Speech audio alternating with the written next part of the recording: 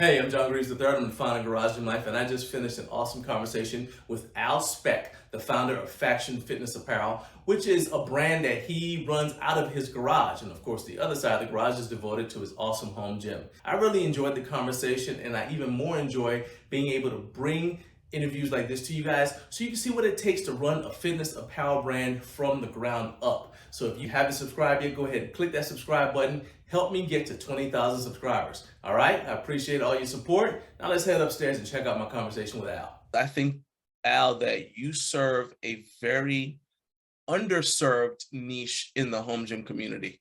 And so I'm looking forward to diving into that with you. Thanks for joining me. Me too. Thanks for having me. Really appreciate you having me. It's good to be here. Now, you were telling me that your gym is actually on the other side of that partition. Correct. So you make your t-shirts in the area where you're standing now. I sure do. And the gym is on the other side. So I guess my first question, Al, is how long have you been a home gym owner?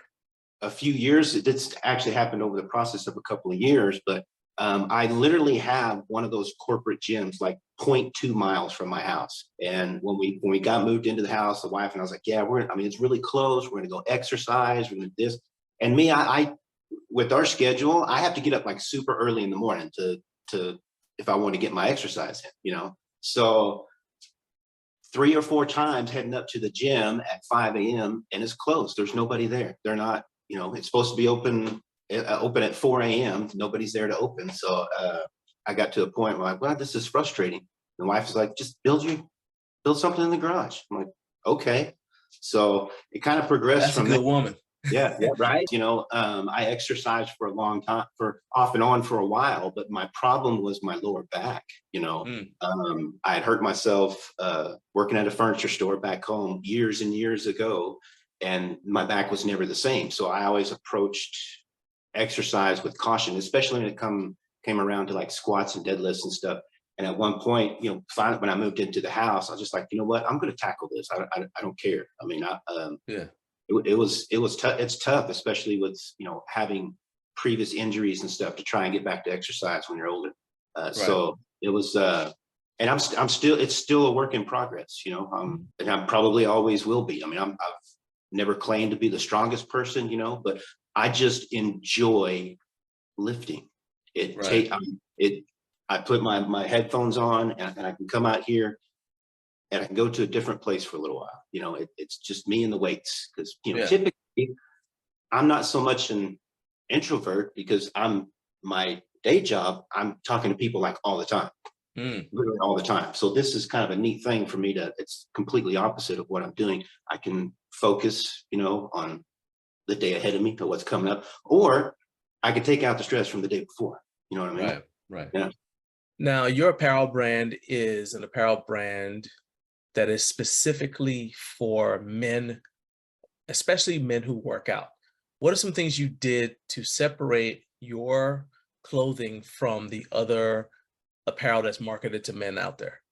Yeah, everything I have is sourced within the United States. I spent almost a year just picking out the type of shirt that I wanted to carry. It was very important because it fits it's a little higher on the neck than most, so you feel it on your neck, on your lats, on your back. So it's actually tailored for a man's fit. So it's not a one size fits all or unisex type shirt.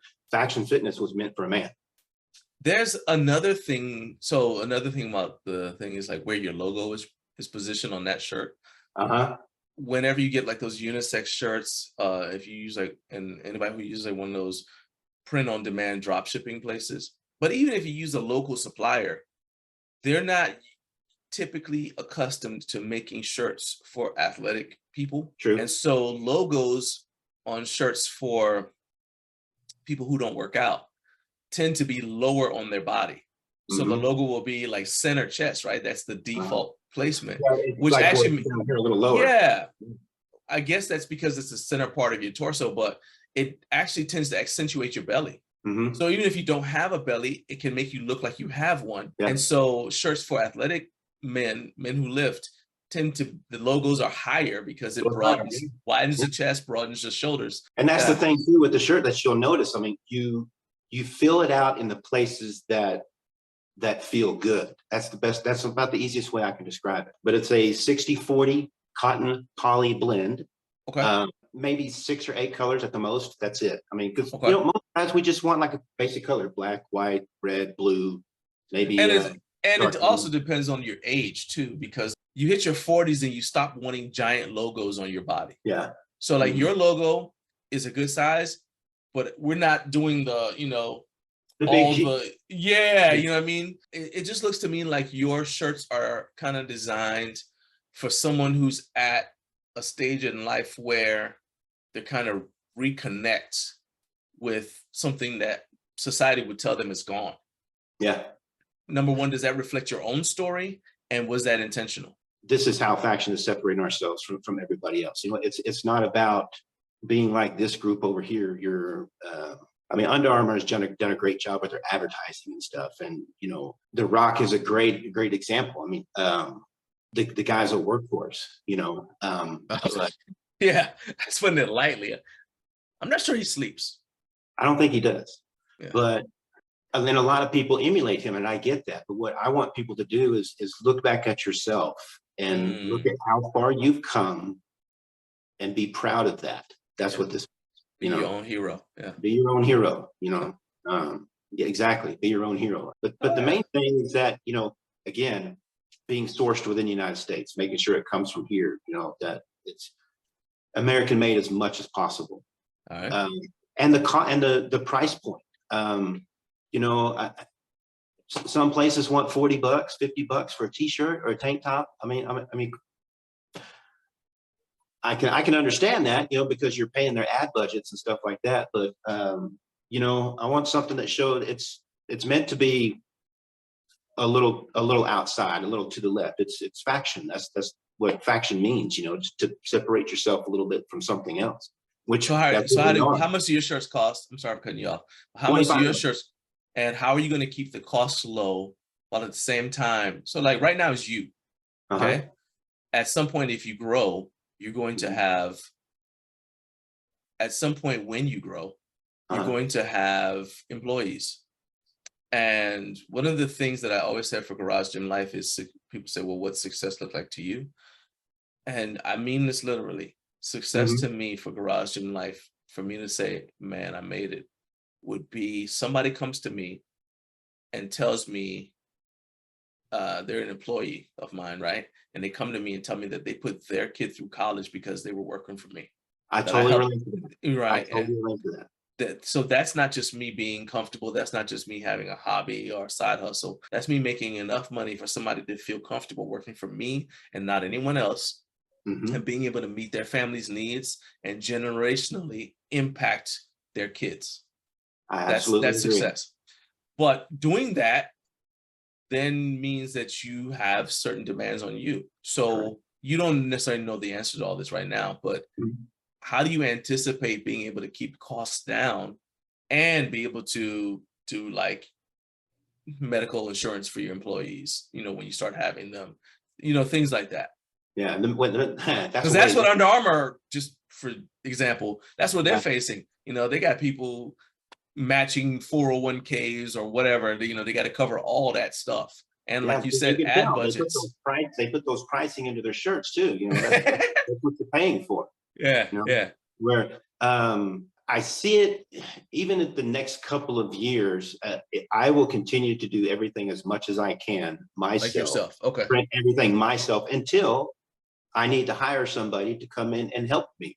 Because even still, it takes me, I could print 40 shirts an hour. If someone could do 40, 50 shirts a day on an easy day, you know, just by yourself, with one machine, one person with 2 machines could do, you know, twice the amount.